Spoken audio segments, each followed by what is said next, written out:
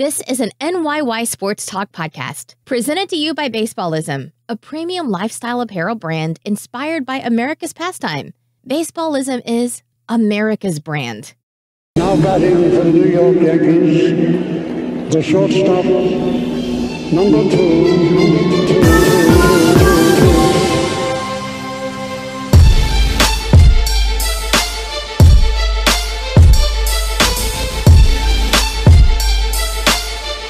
Welcome back. This is episode 111 of the NYYST podcast presented to you by Baseballism.com. I'm your host, Christian, as always, joined by my co-host, Chris. You. And Stat Guy Rye. What up? So, I'm just going to get this out of the way to start off the show. Please leave us a 5-star rating and review while you still like me, because in about 5 minutes, you may not like me anymore. Before we get into the Yankees losing 3 straight to the Houston Astros and the bad news on Luis Severino and anything else that happened in the Yankee universe, I requested to my co-host that I have a few minutes here for a little opening monologue. And, you know, how do I want to say this? It's not that, and this is the God's honest truth here. I would never do anything to sabotage my own company. I would never do anything to sabotage this podcast or hurt any of the extreme hard work Chris and Ryan have put in behind the scenes to make this show better, especially Chris, who apparently doesn't sleep anymore. Ever. And I would never chase away a viewer, a listener. From the bottom of my heart, I thank you and appreciate all the support of the show. I told Chris a long time ago, I said I never wanted this to be a hobby, as much fun as it can be at times. I wanted this to be a successful, thriving business, and I think we've taken steps to achieve that goal. Would you not say that to be correct? I absolutely would. But to be honest with you, some of you that are listening to the show and a lot of you that are on Twitter are completely insane. It's mind-boggling to me that you can call yourself a fan of the New York Yankees and sit there and talk about the team in which the manner that they're spoken of. I never thought starting NYY Sports Talk and doing this podcast and being a presence on social media that I would have more fights with the fans of my own team than I would of fans from other teams. Do you know I probably maybe been in 1 or 2 fights with Red Sox fans in the entire time we've been doing this? Maybe got into a fight with an Astros fan. Never fought a Mets fan. I mean, you know, come on, Met fans, challenge me a little bit here. I'd love to get into a fight with a Mets fan. But every single day, and it's part of it's my own doing. I understand that. And sometimes, you know, I like to scrap on Twitter, but nobody appreciates the passion and love for the Yankees more than I do. I get it. We all love this team. We're all passionate about it. But the way some of you go about it is just wrong. And to have that hatred inside of you for a team that you're supposed to love is mind-boggling to me. And honestly, like, I don't want to say that I, quote, turned heel on Twitter this week, but I'm not standing for it anymore. I understand that as this show grows and as this show becomes more popular, you know, more people are going to find me. They're going to find NYY Sports Talk on Twitter, and we're going to gain more followers and have more opinions thrown at us, which is fine. But I'm not standing for the nonsense and the straight up bullshit anymore. I don't feel like I should have to sit there and have to be just have this thrown from fans of this team that every single day you have to hear, oh, Boone's an idiot. Boone's stupid. Boone this. Oh, screw Aaron Boone. This guy, you know, Luke Voigt strikes out. Screw Luke Voigt. I hope he dies. Like, honestly, if anybody would understand this, it would be me having to deal with you for the past 10 years. Thanks. Oh, I don't think I've been that bad. No, you've been. You know, I'm not that bad. No, though. you're not. But here, and it's just like, you guys can't get over anything. Like, we're still hearing about Justin Verlander from 2017. Now I got to sit here and listen about Manny Machado. Listen, do you guys... Look, somebody tweeted at me a few weeks ago that the Yankees were off to this bad start because the baseball gods were punishing the Yankees because they didn't sign Machado or Harper. Don't you think that we didn't get Machado or Harper because the baseball gods are punishing us because of the way you treated Giancarlo Stanton last year? Right? If somebody wants to... Yeah. I don't want to interrupt you. I know this was very important to you to get off your chest. So are you throwing it back to us now? Do you... No, you can, if you want to interject on that statement, that's fine. I have no... But... Yeah, I mean, I don't think this fan base has been extremely appreciative of what Cashman's done. I mean, how many teams, first of all, can... say that they can go down with all of these injuries and still field a team that's competitive? That's Cashman, right? I mean, who do you attribute that to? This team is still, I know they're not playing the best baseball, but the entire team's hurt. They're hurt. The entire team, not just one or two guys, the entire team, and they're still competing with the Houston Astros. And that's another thing, right? You guys want these superstars. You wanted Machado. You wanted Harper. But you got a superstar here last year, and you booed him. The first game he ever put on the pinstripes, you booed him. And now you want another superstar? Why? So you can boo him after his first 0 for 5? You deserve that? Right. You really think that you deserve that? Right. Now, Giancarlo Stanton's a big boy. He could take it. But do you think you deserve more superstars after the way you treated the one that you got here last year? I don't think so. You want the Yankees to throw another $300 million at a player when they did that last year and you booed him because he struck out 5 times in one game? You weren't even patient enough to see what the season would bring you? Manny Machado's hitting 244 right now. Small sample size, I know, 12 games or whatever it is. But my God, if you would have struck out on opening day with runners at second and third and the Yankees were tied in the 7th inning, you would have booed him. You would have booed him. But hey, what's the excuse we hear nonstop? Why is it allowed? Why is booing allowed? What does everyone come back and say? Oh, why? Because you're allowed to? Because you're a fan? Because it's New York. Yeah. That's what we hear. So what? It's New York. It doesn't matter if it's New York, if it's Boston, if it's Chicago, if it's friggin' Zimbabwe. It doesn't matter. This is New York. You got to be able to take it. I understand that. People have such these high expectations, but you have no patience for anything. That's what the problem is with this fan base. If this team could be 11-1 right now, and you would have had fans complaining about the one game that they lost. Yeah. And I guarantee you, I swear to God, I guarantee you that if this team does win a World Series and they win in 6 games, you are going to have fans that are legitimately upset that they won in 6 games. Or if they were so good, why didn't they sweep? You won the World Series, and you're going to nitpick it. That is what I've been saying this on Twitter all week, the toxic nature of this fan base. There is such a toxicity of this fan base that I don't want to deal with anymore. Look, and somebody's going to say, I'm a fan. I can do whatever I want. That's great. You can be the asshole. But I think you have to be fair. I think the majority of the fans are like us. I think you just hear from the toxic ones. It exists, though. Yeah, so it exists everywhere, though. And it's bigger than you think it is. It is bigger, but it exists everywhere. I mean, there's not one team out there that doesn't have fans like that. Oh, you think the Royals have fans like this? Maybe not the Royals. You think the Rays have fans like this? The Rays don't have fans. They're actually competitive the last 2 years, and they still can't fill that piece of shit stadium. You know who I wouldn't blame for being like this? Met fans. Because you want to know why? Met fans have a true gripe. You have a legitimate argument to be upset and never trust your team if you're a Met fan. You don't have that right as a Yankee fan. No, at all. You don't have that right. It's not fair. You got to trust this team. You got to trust this organization.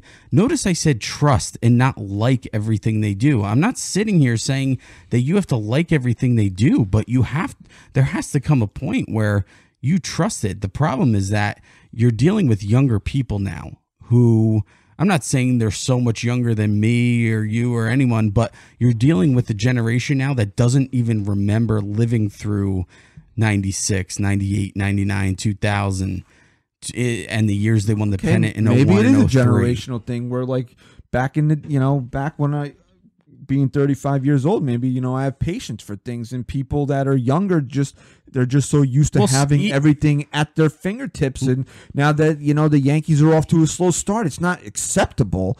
And the one thing that's not acceptable to me is, again, today I'm getting, because there was a Forbes report that the Yankees are worth $4.6 billion and, revenue. Shut up about the friggin' revenue. Oh my God! This team is spending. They spent money. Why? Because you didn't get it. You got a dependable car that drives you from A to B. You didn't get a flashy one, so you're upset. You're mad, and I'm tired of hearing from. I spend money on this team. I spend money on as much money as anybody on this team. So what? You have a right to be an asshole because you spend money on the team? Well, I think even me, who. I mean, you're a lot older than me, but you're not that much older than me.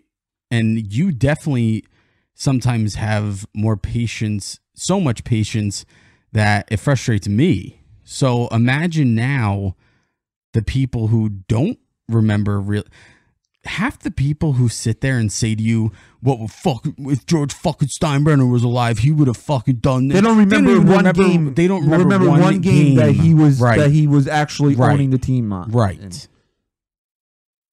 And that's the problem.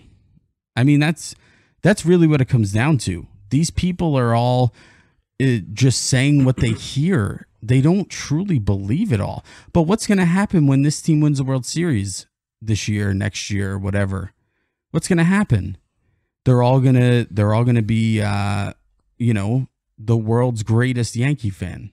And I'm not saying, and I've said this, you think I'm happy that they got swept in Houston? I'm not happy about it. No, none of us are. You think I'm happy? The other day, what was it, the middle game of the series where I legitimately thought Gleyber Torres was actually the runner, because why the hell are there two guys from the same team darting to play the same position on a relay throw? Like, come on. You think I'm happy about this? You think I'm happy that a guy that I advocated probably more than anybody to re-sign this year, and Zach Britton can't get anybody out? You think I'm happy about this? No. And it's not to say that you can't criticize a bad move or you can't be upset with the way the team is playing, but you guys don't even wait. You don't even wait for anything. Like yesterday, Gary Sanchez wasn't in the lineup. Automatically, it's Boone's a fucking idiot. How could you not play Gary Sanchez? What happened 3 minutes later? If you would have just waited 3 minutes, that's it. The news came out that it had to be cautious with Gary Sanchez because he had tightness in his legs. Because, we don't need another injury on this team right now. Well, I say it all the time. As great as all this technology is, it creates a monster because we're so used to getting everything right at our fingertips. And, Gary Sanchez shits the wrong way and we're hearing about it on Twitter. And I met some legitimately cool people, really great fans. I love interacting with them. And so, it's not like everybody's bad. It's just that the bad is so bad now. And it sticks out.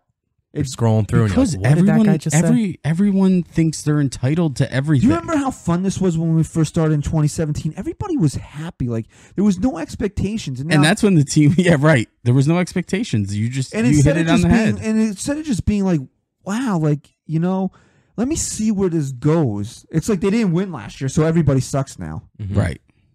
And poor Aaron Boone.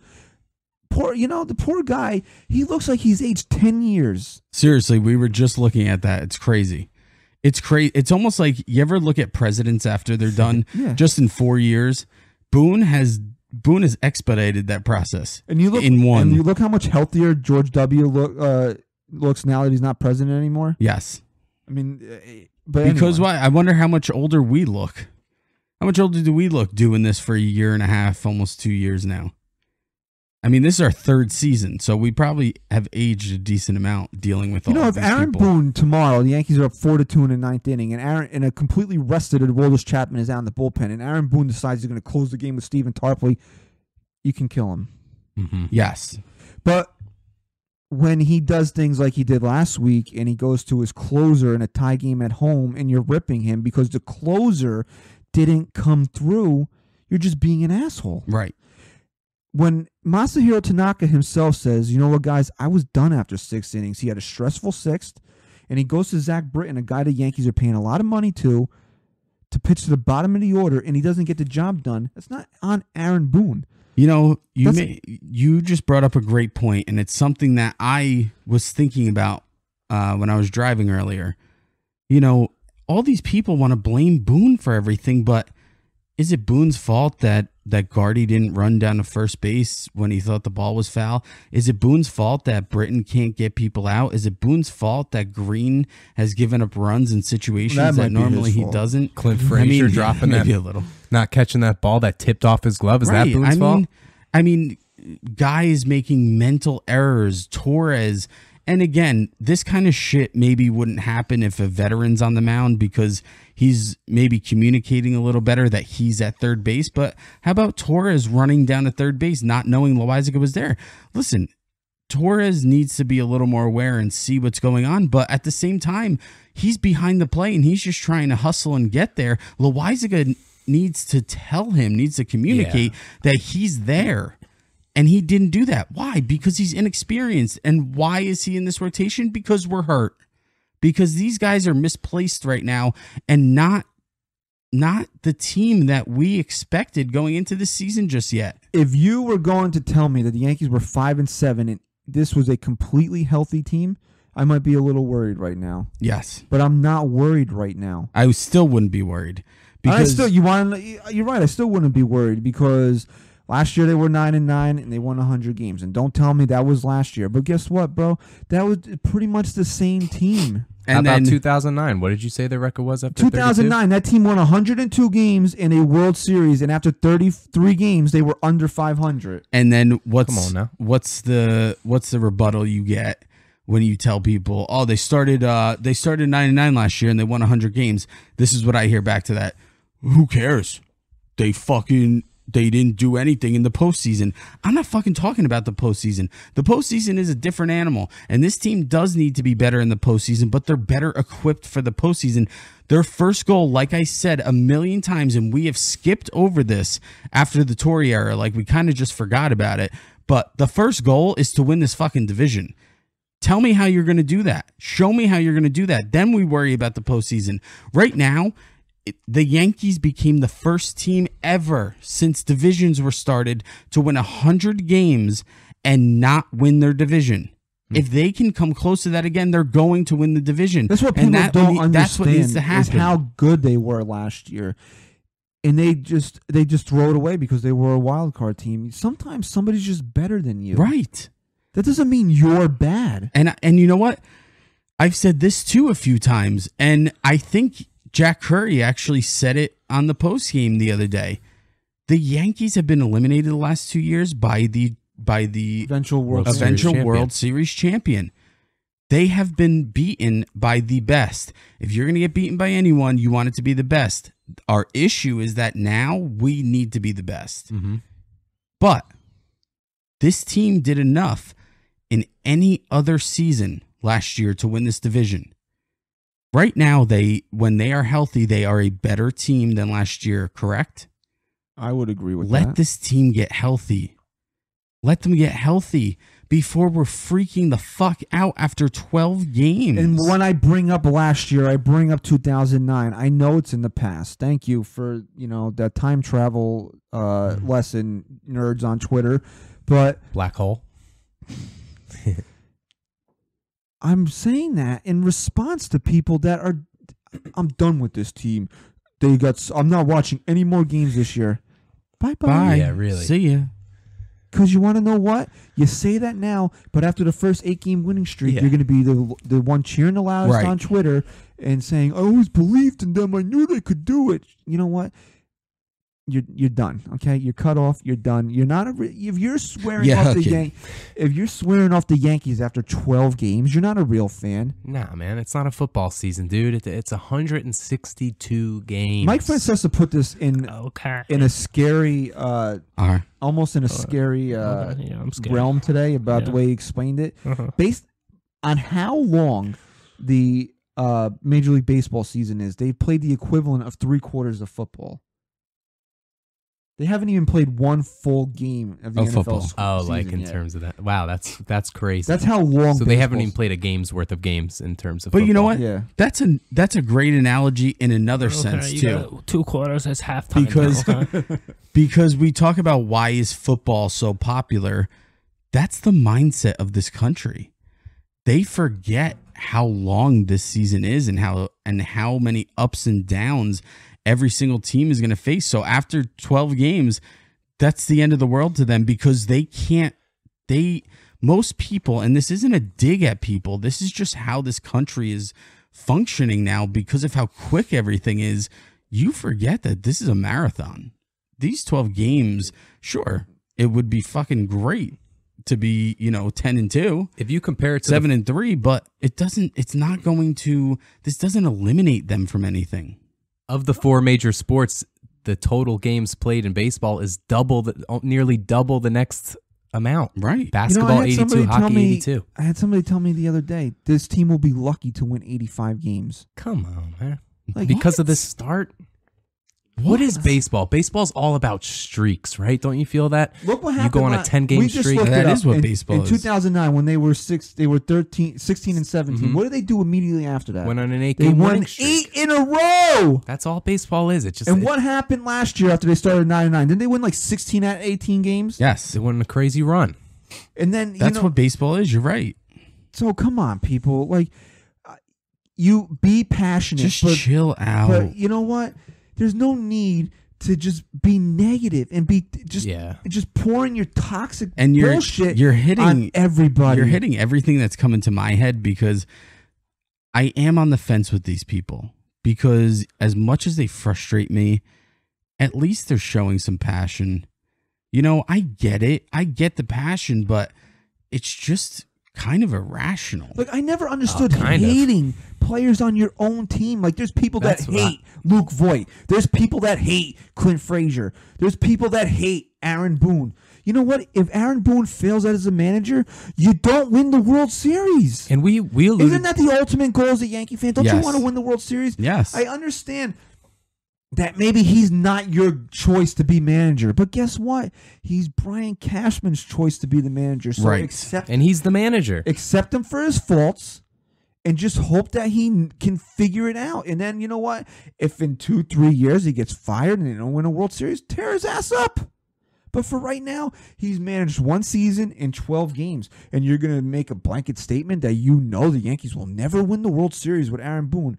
I can never be that guy. I can never sit there and look at a manager that the team is probably hoping is there for 5 or 10 years and say they will never win a World Series with this guy. You know what I'm saying? I hope that they can win a World Series with this guy. I hope that Brian Cashman support the team that you root for. I hope that Brian Cashman's right about him. You're a fan. Well, that's the problem, right? I mean, the problem with this country is that, not that I want to keep ripping the people of this country, but it's just the truth that instead of just having an opinion, a negative one, and saying, you know what, guys, but you know what?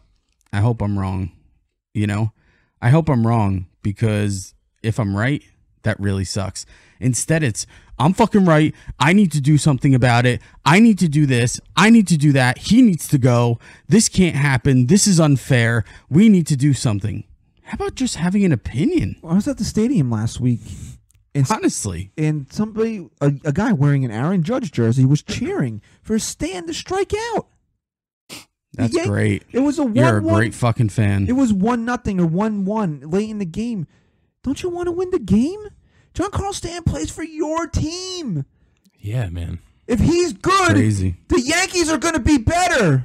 It's absolutely crazy. This is what I'm talking about. How could you hate guys that wear the pinstripes? If you're a Yankee fan, you should support everybody that puts on that uniform. Absolutely. Especially in the first friggin' 12 games of the season. If it like we always said this last year with Giancarlo, that it wasn't right to boo him right away, but if he was still continuing to play that way in June or July, then you have some sort of right to boo. But come on, man, it's April. If at Memorial Day this team is 5 games under 500, you know what? It's still kind of early. They can still turn it around at that point. But go ahead and be mad. They probably played 40 or 50 games at that point.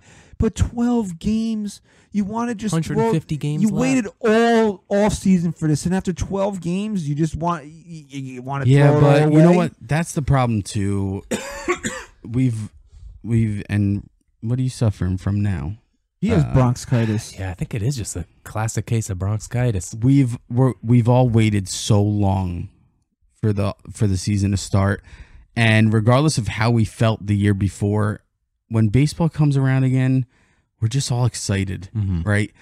And to start the season with all these injuries and now 5-7, it's frustrating. I'm not even fully into the swing of the season yet. Like no one is. No one is. So at this point, you're not even 15 games into the season, and at this point, as a fan, you're just done because the team didn't start the way that you had hoped? Right. It just doesn't make sense. Look, you know what? Because we got other things to talk about here. I'll just say this. The Yankees are going to the postseason this year. Yes. Okay. If they don't, then you can call for Boone's head. That's this fine. team is going to get healthy. They're going to get hot, and they're going to go to the playoffs. Okay? And if they don't, you can come at me and say that I'm an asshole, I'm a douchebag. You're an asshole and a douchebag. Whatever you want to say. But just take a breather. There's no need. Breather. There's no need for this. Just relax. Just everybody just take a deep breath and relax. Take a deep breath, and we love you. We love you. No, actually, I don't love some. No, you don't. People came at you, and that's not cool. That's not cool. You'll be all right, man. I'm fine. You'll be okay. I got your back, bro. I'm fine, bro. Like, you know what? No, you're my boy. Thank you. I appreciate that. I appreciate that. So, you know what? We're all in this together, unless you're not. So, that's it. That's good. That's simple. Deep, man. Simple. All right. We're all in this unless you're not. What do we got right now? So after all that, what do we have to talk about? The whole reason why we had to do a half hour about the toxic nature of this fan base because the Yankees couldn't win a friggin' game down in Houston. Well, we wanted to touch on the injuries. We have a couple injury updates. No, is that what we want to do first? Yeah, I think you said you wanted to touch on those. Well, CeCe's coming back. CeCe's right? starting Saturday, which I guess is a good thing. Even though, 3 innings until he goes back on the IL. Yeah. Talking about douchebags. Oh boy. Anyway. Oh boy. Things got heated. Things got a little heated this week. You know what? And this last thing we'll say, and then we'll get into the meat of the show. I don't care anymore. Don't. I told you not to. If you want to bring your bullshit to me, and I don't like it, and I respond to it, and you get upset over it, keep it to yourself then. If you don't want to hear what my rebuttal is to something that I don't agree with, then don't say it to me in the first place. And especially, do not hide behind keyboard. Yeah, a keyboard. Exactly. Don't be a typewriter. You used to call them telephone tough guys back in the day. Remember back in the day when people used to use house you used to phones. get home from school and somebody would call you. You have an argument in school with some kid and they call you on the landline and you had to go to the kitchen and pick it up. Everyone listening. Hello. You gonna kick my ass? All right. Okay. You gonna kick my ass? What's all a right. landline? All right, Everyone's listening, going, "What's a landline phone?" 8:55 tomorrow morning underneath the third basketball court. Then you're there. You wait. 8:55. Where's Tommy? Did you listen to I become a really big fan of this show ever since you told me to start watching and listening. The Joe Rogan Experience. Oh yeah? Did you watch with Kevin Hart? Yeah. Not all of it. I caught clips of it though. Did you listen when he was like, "What the fuck did people used to do when they didn't have GPS?" No, I didn't see that. Like he was a good guest though. I haven't watched all of it yet, but phenomenal. He was like, I remember like printing shit out on the computer, but what about before that? And it's just like, what the fuck did we used to do? Just like if I'm lost, if I got lost back in the day, you'd use boom, dead. I'm dead immediately. I'm getting killed, murdered. You'd use the signs on the road. I hate you because I've been singing that tune to everything lately now. All aboard the murder train. I think I should have named that episode just Analytics. Oh, yeah. But I hated it. Anyway, what were we saying? Something with injuries, CC, we got shitty news on Severino. He won't be back this year. I could almost bet my life on it. You really think we won't see him this year? No, we will, but he better come back strong. Shut down from throwing for 6 weeks as of April 9th. Think about it like this. This could be a blessing in disguise almost. Mm-hmm. If the Yankees can get through, CC's back, and I think we all think he'll be okay, right? I don't really think any of us think he's going to bomb. I don't think he's going to kill himself pitching, but I don't know how much we can actually expect from him. Well, here's the thing: somebody's got to step up now. Everybody's moving up a peg now on the pecking order. So now is Domingo Germán going to be a guy you can rely on? Maybe, but here's a question I wanted to ask you. Here's a question I wanted to get to the point though, real quick. Okay, you get to your point. If Sevy comes back, do you not make a trade for a starting pitcher now? Because it's almost like acquiring one. No, you have to. You have to right now. You have to soon. And I really think it's going to be Dallas Keuchel. I don't. I do. When you mean soon, what do you mean by soon? I think very soon. Very soon, couple weeks. You understand that I think the Yankees are going to come to the realization that, okay, Severino's not even going to pick up a fucking baseball for 6 more weeks.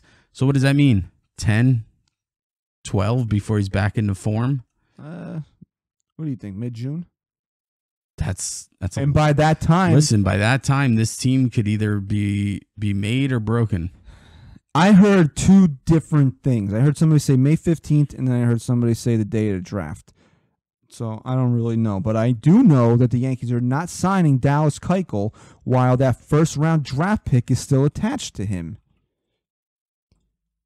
I guess. Because if you want to talk about the 2 teams that are most deep into... I got to cut you off for a second, because here's where I get frustrated with the team. If that's their mentality, right? When does that stop? Like when do they stop valuing their draft when picks? Can we stop worrying about draft picks and the future and whatever? I think this is the year that we say, fuck the draft pick. Let's get someone who can help this team. Well, there's not really as much in the farm system as there used to be. So, Cashman's looking I know that, but... And think about it like, just think about it like this, all right? I'm not saying that you're completely wrong. I understand your line of thinking. Dallas Keuchel would help the team this year. But do the Yankees value him as a guy that's worth losing a draft pick over? No. By himself, like just looking at Dallas Keuchel right now and what he's done over the last couple of years, no. If that was Justin Verlander out there, just still sitting there, you think the Yankees would have made the move on him? Right now? Yeah. And he had the years at Houston like he did? He's exact same guy, Justin Verlander, free agent. Yeah, they absolutely would. Because why? You would say losing a draft pick is worth getting Justin Verlander, right? Yes, but... Is it worth losing a draft pick to get Dallas Keuchel? For me, yes. Well, you're not Brian Cashman. Because of the entire situation. But what is he... But in Cashman's mind, if you add up what Dallas Keuchel is, the draft pick, and he's... Obviously, to him, he thinks he's getting Severino back. He's got Germán. He's got CC coming back. He's got Loizaga down there. Use Sessa in a pinch. He's got Gio Gonzalez, who pitched a lot better in his second start than he did in his previous one. So maybe he's rounded in shape a little bit. You're going to give $18 million and lose a draft pick for Dallas Keuchel? Yes. I'm saying if you're Brian Cashman, not if you're Chris Stacy. Yes. Because Chris Stacy does irrational things. No, I don't. I would. Right now, I would. This team is too hurt, and because of that. Not just the pitching. I'm talking about everyone. This team is too hurt that I don't know where we're going to be when Severino comes back, and I'm not willing to risk that at that point. I need another solid arm in this rotation, even if he's not as elite as he once was. Gio Gonzalez. No. Gio Gonzalez is a fucking bum right now. He's a bum. He had one bad start, and then he followed it with a decent start, and he had a great year last year. Yeah, at the and he's second also a half guy. of We talked about this last year. Guys like Neil Walker and Lance Lynn, guys that didn't have spring trainings. Mm-hmm. You know, he didn't have a spring training. He got rocked in his first spring training start, got rocked in his first AAA start, and he pitched pretty well. Was it last night or the night before? 2 nights ago. All right, so maybe I wouldn't make a move just because you have 3 guys if you include Gio, that can come up and be a part of this rotation with Severino, Montgomery, and Gio Gonzalez. You had the depth. Montgomery's away. Yeah, but I'm just saying, but I was on board with that part of their plan. That line of thinking before Sevy had this setback. Right. Now that's what I was going to say too. Now if he has another setback that they're going to have to shut him down long term, then you're going to see them make a move. But if he has any chance of coming back into this rotation, they're not going to make a move for another starting pitcher. This is no different than the Didi Gregorius situation if you think about it, because they're both the timetables are pretty similar when they expect him to get back. If Cashman didn't feel the need to overpay for a guy like Machado because he needed to cover 3 months of Didi, he's not going to do it now with Dallas Keuchel. Because, and I'm going to say the word in its proper context here because there's no need to be funny right now. The 2 teams that are the deepest into analytics are the Yankees and the Astros. And neither one of them want Dallas Keuchel. So what does that tell you about it? And Dallas and Houston. There's a big difference in Houston, though. And not to knock Houston or anything, because they just swept us, and they are probably one of the 2 or 3 best teams. They could use another baseball. pitcher. They have Wade Miley as their number 3. Yeah, they could use another pitcher going last night. So come on, you don't mean to tell me that they could use Dallas Keuchel? Yeah, but it's a little different. It's just different because sometimes. No, I'm saying not now, but they couldn't. They didn't even really make an attempt to sign him in the offseason. So what does that tell you? I understand that, but they also have a fully developed championship caliber team, and the Yankees. This is about Dallas Keuchel. I just think that they're confident enough in their team that they didn't feel they needed to spend that kind of money, whereas the Yankees can be confident too, but not right now. Not right now with all these injuries and not knowing when some of these big key players are going to come back. At that point, I think the situation changes a little. Yeah, I'm just not looking at Dallas Keuchel to save the Yankees. And I'm not saying that he's just a sure thing. What I'm saying is it's still fucking Dallas Keuchel, and maybe now that Severino is set back like that, maybe we spend the money, risk the draft pick, and take a chance. Not yet. I just think there's a line between people who flip out that this team's nothing like when George Steinbrenner won it and accepting what this team is now. I think there's a line. There's got to be a middle ground. This is a situation right now where I say, yeah, it's a lot of money, but you know what? We're the New York Yankees. We should just take the fucking risk and do it. This is my line. When you're talking about guys like Machado and Harper getting tons of stupid money that doesn't make sense, then I'll sit there and say, stop being ridiculous. Just go with this and trust this team. If the team doesn't feel the player's any good, though. But how could you feel that Dallas Keuchel isn't any good? I know he wasn't that great last year, but it's still Dallas Keuchel, and he's shown what he can do. And then what happens when he comes here and he gets lit up? Then he gets lit up. But he's still going to be a serviceable pitcher. I just don't think we're at that point right now. Yeah, me neither. So when do we get to that point? If you learn that Severino's done for the year, you're not going to see him until August. But what is him coming back late June, early July? What difference is that from the end of the year at that point? Because your season, your season can be completely swayed in a different direction by then. Yeah, but it can be. It can be, but you're what if we have another guy in this rotation who is notorious for getting hurt in James Paxton? What if now he goes down? Oh, he probably will because he sucks and he's a waste, right? That's another thing we had to hear. 3 starts and this guy, he's the new, I know I'm not going to say his name, he's the new douchebag that's in Cincinnati right now, right? After 3 starts? Right. Okay. So, that's just the type of thing that we've been dealing with. 3 starts makes the guy's career.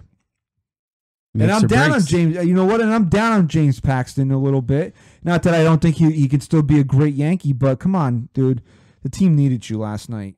If you're gonna come here with those type of expectations and get traded for a guy a lot of fans had high hopes for, Justice Sheffield, and when Cashman said that he traded for you, 3 starts. Okay, but on a game like last night, the team is injured, the team's reeling. They need a big start from you. You can't be out of the game in the 4th inning or the 5th inning or whenever he got knocked out. You can't give up 5 runs. Yeah, I think he went 4+ last night. Got pulled before. I'm sorry. 5th. You want to say that I can't be irrational. That's not being irrational. There's certain points in the season, whether it's game 1 or game 100 or game 162, that a certain guy just needs to step up and put the team on his back. And James Paxton needed to do that last night. Yeah, but as shitty. But I'm not going to say that he sucks, or I wish the trade never had happened, or I'm going to write his epitaph as a Yankee after last night. No, I'm not going to do that. I'm not going to do that. But come on, James, you got to give me more than what you gave me last night. I think that's fair. Mm-hmm. As much as I agree with you that he has to be a lot better than he was last night, I go back to just playing through the entire game. You have to play through the entire game. And James Paxton gave up 5 runs, but this offense scored 6. They scored 6. Chris, you know better than anybody. When your starting pitcher takes a shit like that, even though they score 6 runs. Yes, I understand. The game is it's a different game at that point. I understand, but it wasn't too much different of a game because the team still had fire. And they never still scored. And this bullpen. They never overcame the deficit that he put them in. Because he left with a runner on, and we had to go to friggin' Mr. I don't drink Red Bull anymore, Tommy Canley. He had 2 runs on his own, though. Who? Tommy Canley. One of the runners. No, he gave up. Technically, I'm pretty sure he only had 1 on his ledger because the runner 2 on base. 2. I looked it up. Was it? Yeah. I looked it up. Okay, you looked it up. All right, so if you think about it, you got Paxton going here. We're gonna bring up the box score here. You got this computer's so slow. It's slow, okay? All right. You got Paxton going 4+, giving you 5 earned runs. If he goes deeper into the game, guess who you don't have to see? You don't have to see Tommy Canley. Not that this bullpen's been stellar, but you're trying to limit the amount of times. Listen, that I'm agreeing with you. Okay? It certainly doesn't sound like it. I'm just saying that as frustrated as we want to be with James Paxton and sit here and say, you got to be better and you got to step up and put the team on your back, I just can't put that much blame on him. Chris, Gardy leads off the game with a home run. You're feeling good. All right, you know what? Quick 1-0 lead. You didn't even enjoy it for 10 minutes. Mm-hmm. Can you get me through the 2nd inning before you give up a run to Jose fucking Altuve? How many more goddamn home runs do I have to see this little shitbag hit off the How about the one he hit? It almost left the stadium. Literally. And here's another thing. I tweeted this twice this week because it's true. I fucking hate Jose Altuve. Hate him. Hate his guts. And I got people saying, oh, but he's a really great player. That's why I hate him. Because he kills the Yankees. Right. He's great. He's a little piece of shit that kills the Yankees, and I fucking hate his guts. You little fucking weasel, you. But he's a great player. And I'm still bitter that he won the MVP in 2017. You see, Jose Altuve is like one of those guys on the fence for me where, okay, let's take Dustin Pedroia, right? I hate Dustin Pedroia back in his prime because he was good. Prime time, Dustin right? Pedroia. He's a Red Sox, and he's good. But I respect the hell out of Dustin Pedroia. Even now, being a guy who can't even stay healthy, I respect the shit out of him for how he handles that team, conducts himself on the field. Jose Altuve's on the line for me. I don't just hate him because he's good. Why? Because he's a little bit more boisterous than Pedroia is? I just don't think he's... I just don't think he's likable. Unless you're an Astros fan. But he's a great player. Oh, I he's like him. phenomenal. I hate him half because I hate him 75 to 80% just because he's good and he's not a Yankee. And the other 20 to 25%, I hate him because I kind of think he's a douche. I think it's 80% that he kills the Yankees, 15% that he shouldn't have won the MVP award in That's definitely up there. in 2017, and 5% because he's a little douchebag. Okay. Okay. So, so James Paxton, are you ready to say that James Paxton will never be a good Yankee? Come Is he on. AJ Burnett? Why would I ever think that? Is he, is he going to be the next SG? I'm not saying his name ever again, Is he the next? Javier Vasquez? Yeah, is he the next Javier Vasquez? Carl Pavano? Who No. else? Kevin Brown? Are you worried about him not performing to expectations this year? No. Neither am I, but I'm saying you still need The only worry... You need to give me more than what you... On a day like last night, I need more from you. The only worry that I'll ever have with James Paxton until he stays healthy for a full season is that he's going to get hurt at a time this team really needs him. You knew he had nothing last night because Cohn brought this up in the game. I believe he had like 14 two-strike fouls last night, which just shows you he didn't have his put-away stuff. He didn't at all. At all. Don't you have something else that you wanted to bring up? I do. I and we don't have to go crazy into it. This show's running long, and we have a couple of things that I know you want to get to, but it's frustrating with, everyone wants to put blame, just like you wanting to put blame on James Paxton, which I don't blame you for wanting to put the blame on James Paxton, but we're also supposed to be able to rely on guys that aren't reliable right now. And those are two of the main guys are Zach Britton and Chad Green. If Zach Britton and Chad Green are pitching up to potential, the Yankees probably have 3 more wins under their belt. And they haven't been.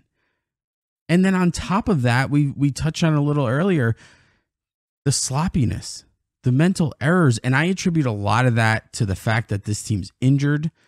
You have a lot of young guys who are inexperienced. But it's almost in a way that they're better defensively with the replacements. I understand that, but... You have Urshela at third and DJ LeMahieu playing where he's a Gold Glover. I understand that, but there's more that goes into defense than just the skill and talent of being able to field the ground ball properly. Fundamentals, okay, you got fundamentals, okay, you got to play every scenario on your head, okay, and they don't do it, okay. I hate you both. When you field the ground ball, the glove has to be on the dirt, okay. They don't put the glove down. Hey, Mike. The glove. Yeah. Hey, Mike. The fundamentals. The fundamentals. Is that like the analytics? Okay, you got me there. Listen. This team... So was it a mistake to resign Zach Britton? To resign him? Resign him. Or resign him. Was that a mistake? I didn't like Absolutely him, not. And look, I'm not sitting here and being irrational and telling you that. I'm just asking because I'm just reacting to what I'm hearing. Is this was it a mistake? not Is yet. this bullpen not any good? Is this No. Is this bullpen overhyped? Well, now? really, the last thing I wanted to just touch on. Maybe Zach should go back to the H because he's the setup guy, so he needs. He was better. He needs holds. Yeah, not K's. Not K's. Listen, the last thing I really wanted to touch on that bothered me the most about this series Jesus, that whip was not the individual players, but this team as a whole. And I know everyone's... Do you even listen to me when I fucking talk? Well, dude, come on, bro. When on his MLB player profile, it says he's saying when everyone is on his profile, since you can't hear him because he's not talking into his microphone. It says relationships. Brother of Buck Bray. Buck Britton. Buck him. Like that. Like that's the like Buck you him. need it to. Oh, he plays baseball too. He's into baseball. He's drafted by the Orioles, 35th round. I didn't know that. I didn't know his brother was a major league You baseball want to get player. in a time warp? I'll just keep clicking. Jesus Christ. Sorry. Can I please get my point out? Okay. I know everyone's rebuttal to this is going to be, well, they're injured, and you just said it yourself. But even injured, this team, what concerned me was that the Astros just looked so much better on a different level. Even though some of the games were close and the Yankees led, a lot of the losses had to do with guys that are part of this, a part of the big picture. You want to know which the loss from this series really kills me? The first one. It's the first one. Because you scored 3 runs off of Justin Verlander. Yeah, man. Which feels like with 10. With some good at-bats. They just looked good. It feels like 10. When you get 3 off of Verlander, it feels like 10. On top of it, Tanaka was great. What inning did they knock him out in that game, too? They both After pitched the 6th.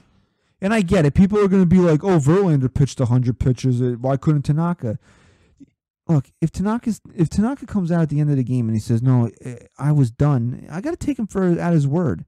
And he's not going to throw his manager under the bus, but still, I'm going to take him at his word. He had a stressful 6th inning. Absolutely. And the Yankees, especially at third start of the season, the Yankees are going to take it easy with Masahiro Tanaka because, like we said with Gary Sanchez earlier in the show, the last thing they need right now is Masahiro Tanaka to go down with an injury. Right. Because you know what, Masahiro, you want to talk about guys stepping up and putting the team on his back? That's what Tanaka's done. The ace is out. He's injured. And Tanaka, through 3 starts this year, has went out there and said, you know what, I got this. Yeah. And I said that. And that's why I said in a game like last night, I needed James Paxton to say the same thing, and he didn't do it. And you know what's the most frustrating? And we want to get to a Booner clip. We still doing that? Why don't we do this? Because we'll wrap up the show with this. So why don't you throw it to the sponsor, and then we'll end the show with Booner. Okay, but let me just say this one last thing. Okay. Okay. I'll just say this one last thing. Okay. Do you know how good James Paxton was against the Houston Astros last year? Yeah, like a 2-something ERA against. 4-0 with a 2.26 ERA or something. Wow. So in the pregame, I'm listening to John and Susan, and they're just going crazy about how Paxton kills the Astros. They can't hit him. Not last night.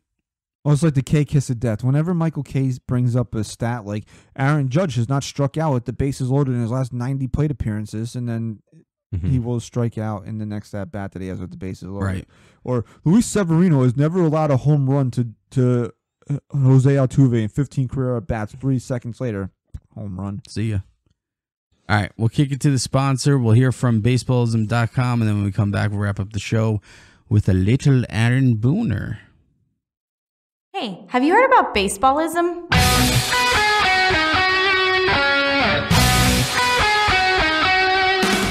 A premium lifestyle apparel brand focusing on the class, tradition, and history of baseball. You can find everything from accessories such as phone cases and watches to your next favorite baseball tee. Whether you're a player or just a fan of the game, Baseballism has something for everyone. They also have multiple stores, including one in Cooperstown, home of the Baseball Hall of Fame. Hop online to baseballism.com and check out all they have to offer. Just be sure to use promo code NYYST at checkout for 15% off your entire order. Baseballism, a brand built for love of the game.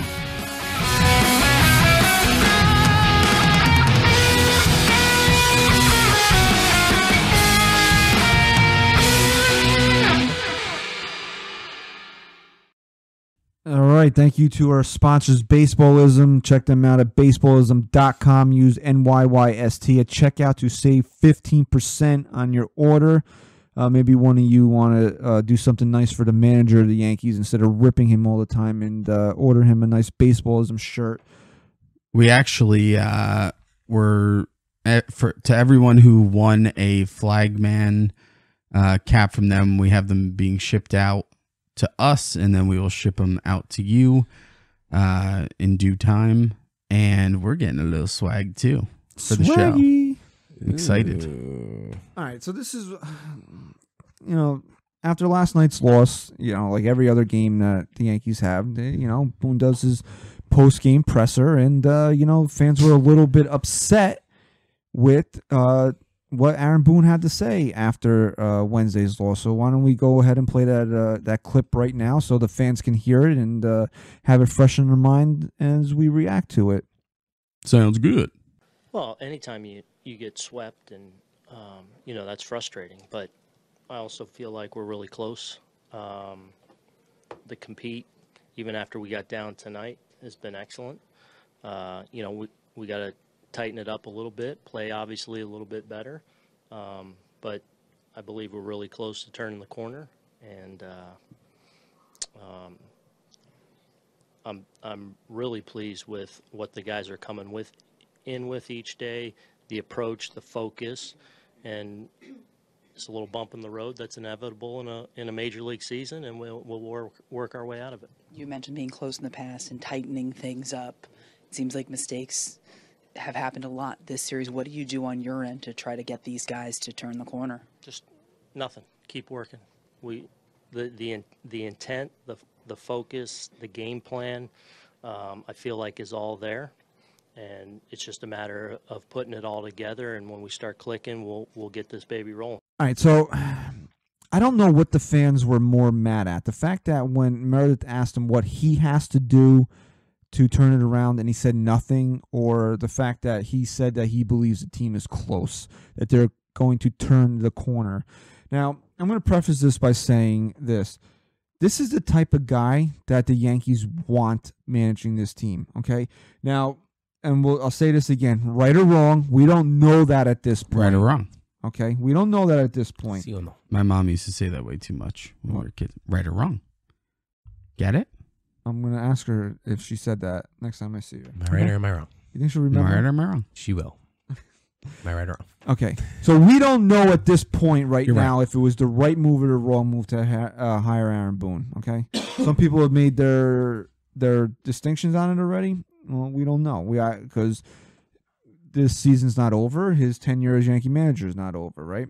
But after Joe Girardi, this is the guy the Yankees want, the type of guy the Yankees wanted to manage the ball club. They didn't want a clenched butthole up But Christian, this shit doesn't work. He's not supposed to be their friends. He's supposed to. Well, George wouldn't put up with this. George wouldn't do it. How many times did he fire Billy Martin? 25 within a week. Do you want to deal with that again? Absolutely not. Okay, so anyway, Brian Cashman did not want to deal with a clenched butthole as the manager of the Yankees, okay? Are you calling Joe Girardi a clenched butthole? Well, if the shoe fits. Okay. Okay. He doesn't want a guy, even though poor Aaron Boone looks like he's aged 15 years in a year and a half. Unreal. He doesn't want a guy coming off as a crotchety old man in his post-game interviews. He doesn't want a guy that when the team isn't playing well is wound tighter than a rubber band, okay? He's kind of morphing into Joe Torre a little bit. He does look a lot like Torre. He's got to get the turkey neck going. Yeah, oh, it'll get there. Maybe even by 2020 he'll have a gobbler down there. All right, so knowing all that, what did you think Aaron Boone was gonna say last night? Oh, we fucking sucked. I'm gonna make this team do fungo drills and run wind sprints from foul pole to foul pole. I'm gonna teach them a lesson. I'm gonna spank them and put them in timeout. What the hell did you honestly, knowing the type of guy Aaron Boone is and how the Yankees want the manager of the club to act, what did you think he was gonna say? Yeah, but not everyone thinks like you, and I'm not defending everybody, but not everyone has that mindset. Not everyone just sits there and says, okay, I know what this guy is, so everything he says I'm just going to be okay with because that's who he is. Not everyone is going to feel that way. But if he went out there and he lit into this team to the media last night, wouldn't that be disingenuous? Yes. That's not who he is. Right. Mm-hmm. And I think what you heard from him was him showing a little frustration because he's not just going to come out and show it or say it. That's how he shows it. And did I like when he said, we're not going to do anything? You know, what are you going to do about this? Blah, blah, blah. Nothing. We're just going to keep working hard. Did I like to hear it? No. Kind of regretted it and backtracked. Yeah, but you know what? He shouldn't, because it's 12 fucking games. He shouldn't say anything else. We're going to keep working hard because we know we have a championship caliber team. And then that's basically what he went on to say. Right. That, you know, we're going to keep working at it.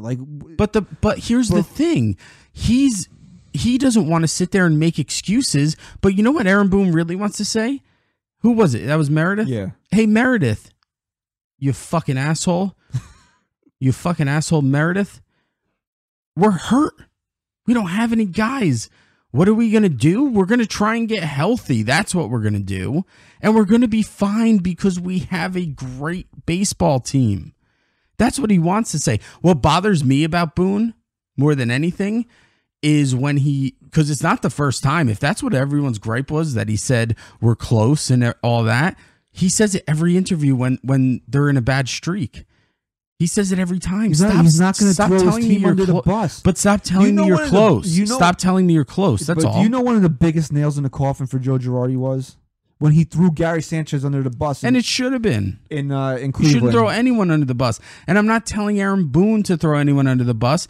I'm not telling him to say we suck and we need to be better. But you're not close. You need to be healthy. That's what it is. You're not fielding a team that you were expected to be fielding. And don't sit there and say, well, they have depth to cover. No team has this kind of depth to be that good after you lose 11 guys. It's a problem. One of them is Jacoby Ellsbury. So. Whatever. But you know what? Could the Yankees have used them here and there? Yeah. They could have. Over Talkman, sure. Talkman. It's fucking Talkman. Guy talks the talk. He doesn't walk the walk. They should trade him to Boston. It's Talkman. Hope they do. So I don't know. Again, it's just it's finding things to be upset with Aaron Boone over. Yeah. This is what I try to get you to understand sometimes. It's just that you have to understand the situation. You cannot. It's not that I don't understand the situation, though. You cannot like it, but what are you going to get upset over it? Because people want to. We talked about this. People want to feel their feelings. If they're upset about what he said, be upset. The problem is not that they're upset about it. The problem is that they don't just sit there and say, Aaron Boone shouldn't have said that. That pissed me off. I don't want to hear that shit. It's not just them feeling it and isolating it to that moment. It becomes, this fucking guy sucks. We'll never win a World Series with him. This type of mentality can't be what's in New York. They'll never win. They'll never do this. And it becomes this whole big thing instead of just saying, hey, you probably shouldn't have said that. That is not what I want to hear as a baseball fan, as a Yankee fan. I didn't really, to be honest with you. That's the problem. I don't have a problem with it because I understand who Aaron Boone is.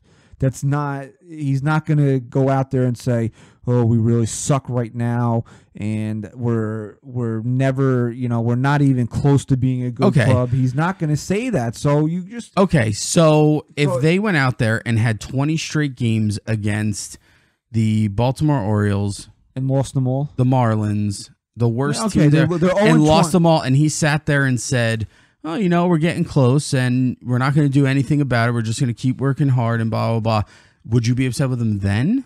What I would say is, to be fair, is no, I don't want to hear after going on an 0-20 streak that you're close, but I'm going to be fair about it and say, still, after going 0-20, he's not going to throw this team under the bus. He is there to be a positive motivator for this club. You don't express your feelings the right way, I don't think. Because you don't allow yourself. Yes. Yeah. You don't allow yourself to feel the raw emotion of it. You just rationalize it too quickly. You just rationalize it because, yes, you respect Aaron Boone for being the same person over and over, and that's what this team wants, and that's who he is, and he's staying true to himself. I feel raw emotion, but then you know what? The rationality of it overrides the raw emotion. Because I'm the same way. I don't like to harp on things. I like to find a solution. I like to move on with it. And if that solution is sitting here and saying, this is who Aaron Boone is, this is why he's going to be successful in my mind, then I'm okay with it. I'm the same way, but I still let a little bit more time go by before I get there. You're just right to it. And you know what? You'll probably live 10 years longer than a normal human. Probably not. You probably will. You just got to accept things for what they are. This is the way the Yankees are being run right now.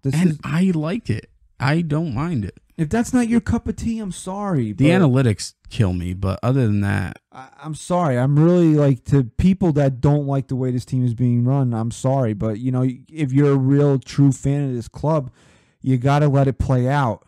Yet you have to. Last year we were still being sold on the point that this team was still rebuilding, and right.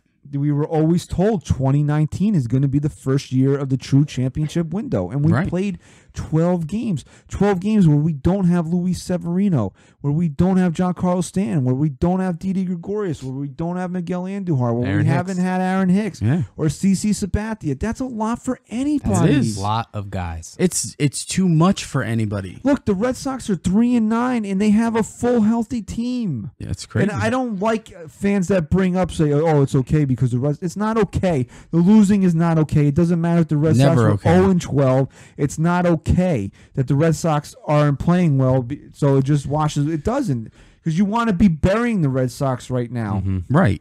But if the Yankees were fully healthy and they were 3-9, I'd be a lot more upset and worried over what's going on than what it is right now. I think out of anything, you're missing an opportunity to bury the Red Sox, and that should really that's the most frustrating part. That really is. The fact that they're 5-7 after 12 games means absolutely nothing to me. Does it suck? Yeah.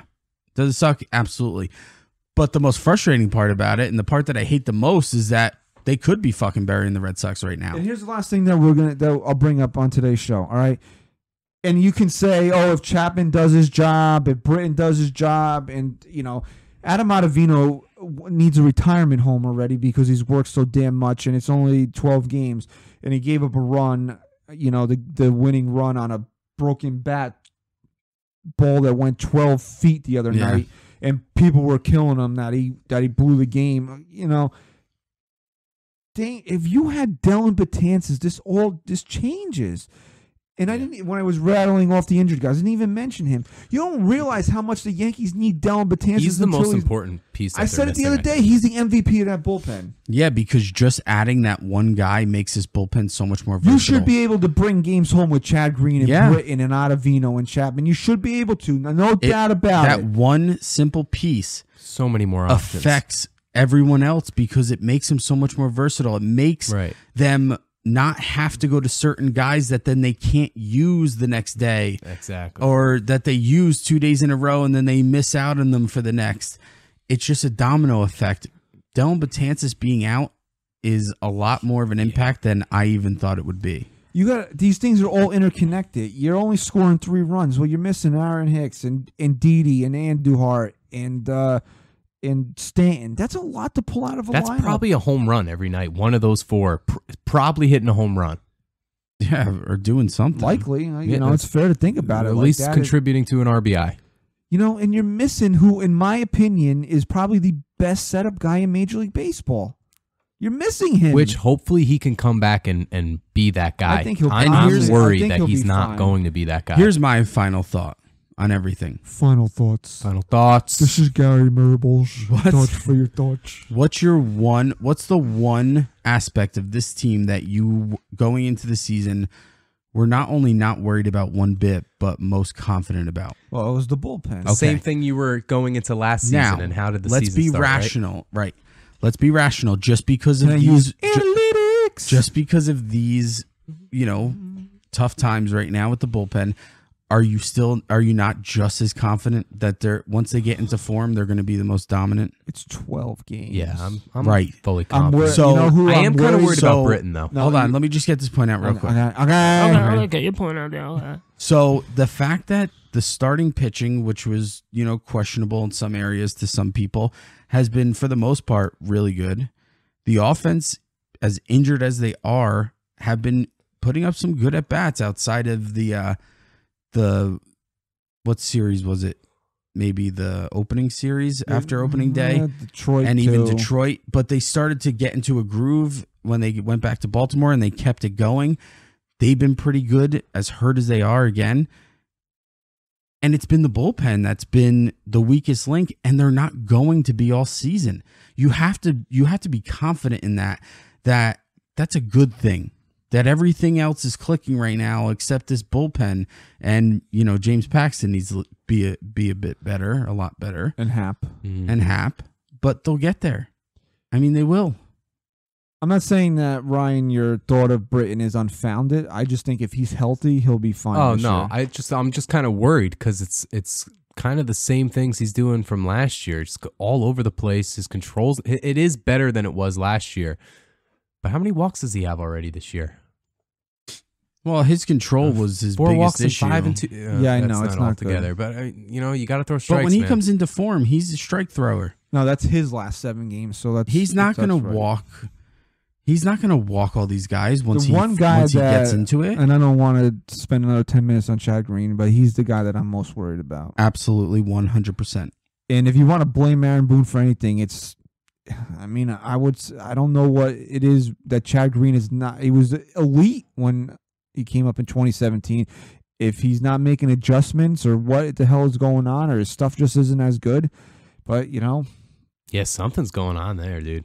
Well, he was like number 2, I think, that year that he had that dominant that's year out of the Uncle Larry bullpen. asleep at the wheel again. So hey, you know what happened to Chad Green? Grandpa big time Larry. numbers that You want to year, know what man. happened to Chad Green? What's that? The Yankees picked up guys that have a much stronger and longer reputation The than Yankees Chad don't Green. even get out of the wild card game without Chad Green in Oh, 2017. biggest performance of but anyone that still, year. I mean, when you're picking up guys like Look at that. Britton and Betances comes back to form, Ottavino, Robertson when he came back, Canley when he was good a couple years ago, it starts to wash guys like Chad Green out when you really don't want him to, because you wanted him to ride that momentum. I don't know what that means. He gets lost in the shuffle. Yeah. He does. Okay, he gets Does he deserve it? No, but he does get lost in the shuffle.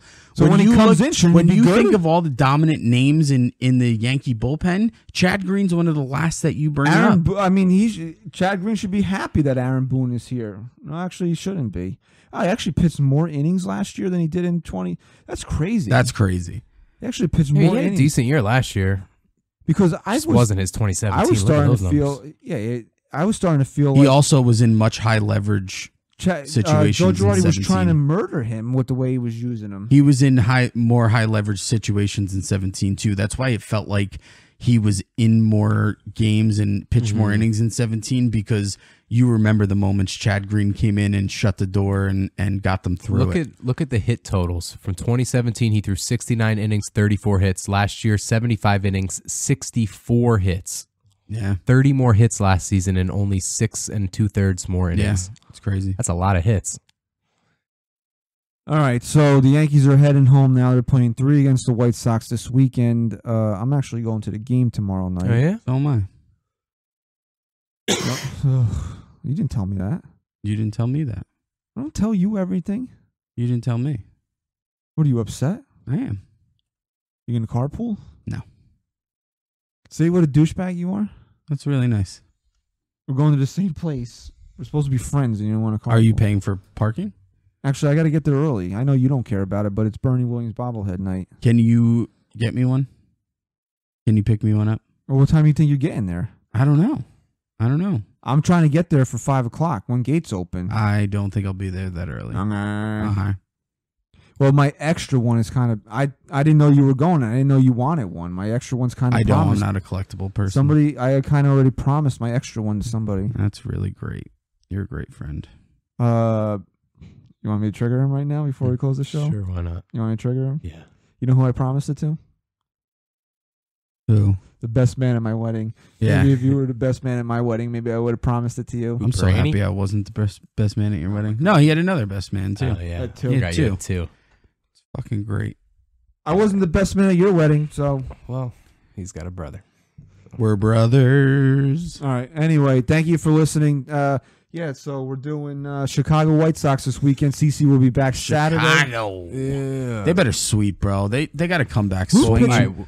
Who's Lucas pitching Giolito. tomorrow? Yeah, but who's pitching? Is it Happers? Yeah, it's Hap. It's Happer. Oh, Lappa ding dong. So wait, hold on. We had him going over the first 21 games. 14-7, I think, was the record. They have to go on a little 9-gamer I was thinking that last night. to hit our mark of what Yeah. we had them going those yeah. first Actually, 21. Yankees are MLB at bat as the Yankees listed as TBD tomorrow. It said Hap on here. They have I Sabathia. just checked. This will be an interesting pitching matchup on Saturday. All right. CC Sabathia versus Ivan Nova. Ooh. Wow, I didn't know Nova was in Chicago. Neither did I, And then the actually. Yankees, apparently they don't have, well, maybe they should get Dallas Keuchel if they have 2 TBDs pitching this weekend. There you go. All right, so Yanks. Oh, yeah, so it says TBD there. Yeah, he's very popular, this guy. Yeah, Okay. guy fucking plays all over the place. Jesus. All right, so NYY Sports Talk crew will be at the stadium tomorrow. We will not be sitting together. I won't even bother trying to see Chris out because he's a dick. If you are a cool person on Twitter, you can find me. I'll gladly take a picture and shake hands. Oh, yeah. Will you sign an autograph too? If somebody wants me to Please. sign an autograph, I will sign an autograph. Really? Why not? If somebody asked you for an autograph, recognized you and said, "Oh, will you sign an autograph for me?" You'd say no. First of all, I'd say, why the fuck do you want my autograph? Because we're fucking famous. Yeah, okay. Yeah, so Yanks and White Sox this weekend. CC comes back Saturday. Just give me 2 out of 3. I'm not even going to be greedy. Just give me 2 out of 3, please. Play some winning baseball. And the one game you lose, please not be tomorrow. Yeah, man, you still haven't seen them win I a haven't game, seen them huh? win yet, and they haven't even played well since when I've been there. Yeah, they I gotta. mean, how many fucking games have they lost at home? They and gotta you've just seen start. 2 of them. Look, 2 and 4. what's the formula? Win series. Hit Just home start runs. stringing together some series. You know, hit some home runs. Come on, Hit some dingers. come on, Has dang Aaron it. Judge, crying out Aaron loud. Judge has not hit a home run at Yankee Stadium this year. No, he will. Well, he Can we- will tomorrow. He will. Can we hit For you. Can Aaron He Judge will. go? Can Aaron Judge give me a couple dings? I'll call it. Ding it, ding it, Can you ding. give me a couple dings? Dang. Ding, ding, ding, ding. All right. Thank you for listening to episode 111 of the NYYST podcast. Follow us on Twitter at NYY Sports Talk. Follow our sponsors, Baseballism at Baseballism. Stat Guy Rye. Go Yanks. Chris. I was going to change it up. And I was going to say it. Oh, my God. You all right? He's not breathing. He holds his breath in for this. I was going to say it in Spanish, but then I decided that I didn't want to change it up. But you think we should change it up? Yeah, do it. I want to hear how you say it. Go. I don't know. I forget how to say it. Habla adios. Habla adios!